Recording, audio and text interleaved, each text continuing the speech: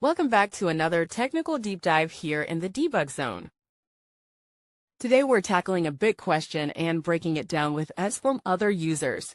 Hopefully this clears up some misconceptions and helps you get the answer you need. So buckle up, stay a little curious, and let's jump right in.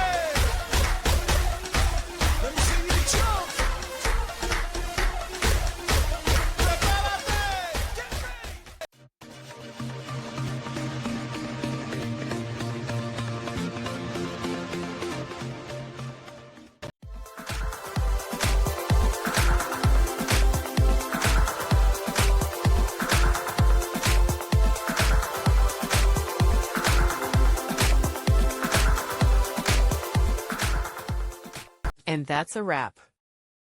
I hope you found the answer you were looking for. If you did, take a second to hit that subscribe button. It really helps out. And let me know in the comments which solution worked best for you. See you next time in the debug zone.